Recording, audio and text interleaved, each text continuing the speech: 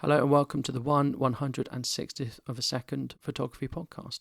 If I'm right, I think this is episode 133, and this is about the DJI Osmo Action. A few episodes ago, I talked about why I just would not get the GoPro Hero 9. In the end, I got the Osmo Action.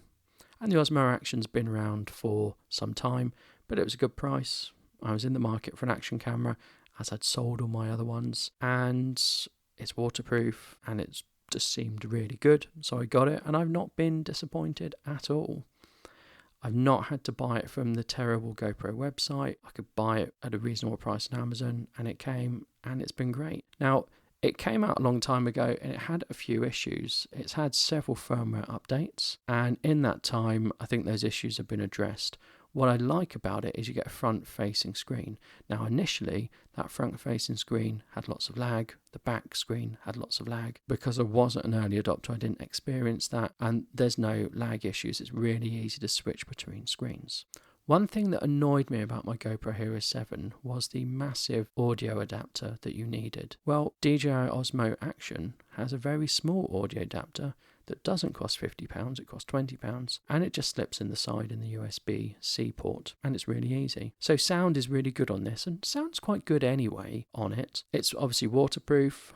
You can change the lenses. They are very difficult to get off the lenses, so it's obviously waterproof. When it comes, the lens is on too tight, and basically you can unscrew it, but you have to prise it off and not damage it.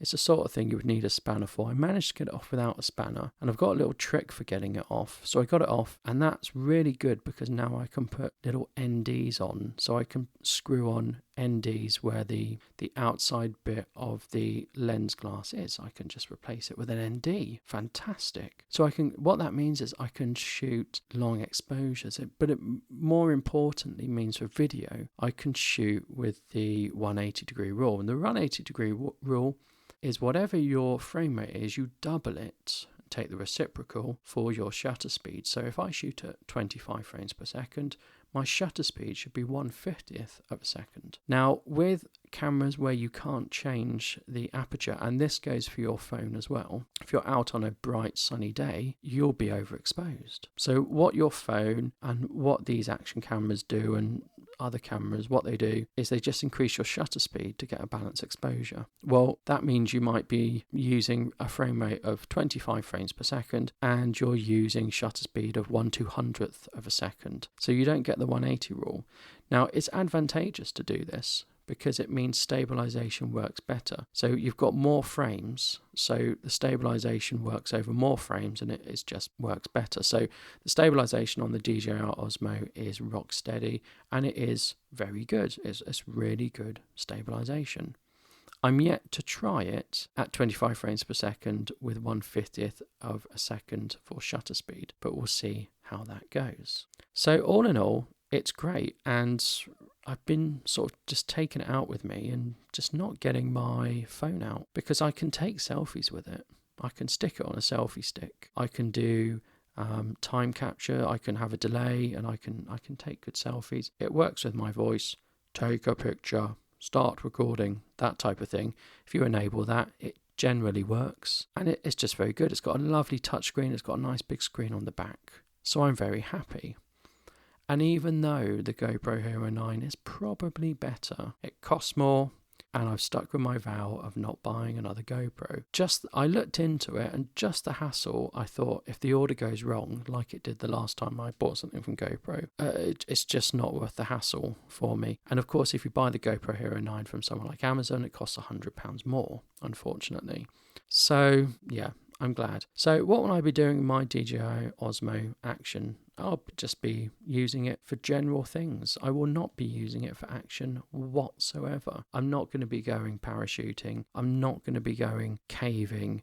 I'm not canoeing. I'm not going to go skiing. But I am going to use that action camera to take out with me, probably take it on my bike, do some hyperlapses, just film some things. It films in 4K up to 60 frames per second, so I can get a really nice crisp image. I can get some nice slowdown. It's just a good general all-round action camera. In fact, it's not even an action camera. It's just a general all-round tough camera. I can let my children use it. it's obvious to them how they use it, which for me is a really good thing. That I gave it to my very young child. They looked at it, turned it over, turned it on, took a video of me. That's great. If they can use it, it's simple, and it is simple. I can capture good audio with it. I'm happy. So it's going to probably end up becoming my default video camera and default camera that goes everywhere with me. And that's great. Doesn't matter if I drop it, it'll survive. The case is pretty good. It won't get scratched up. I'm just really happy with it.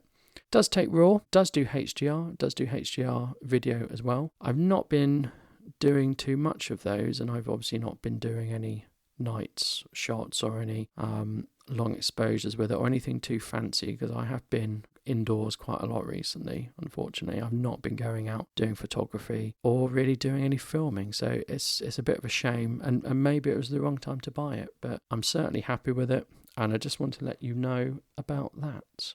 So do let me know what you think about the DJI Osmo Action. Is it something you've got? Is it something you get? I'd love to hear your thoughts. I'd love to hear your experiences. Thank you. Goodbye.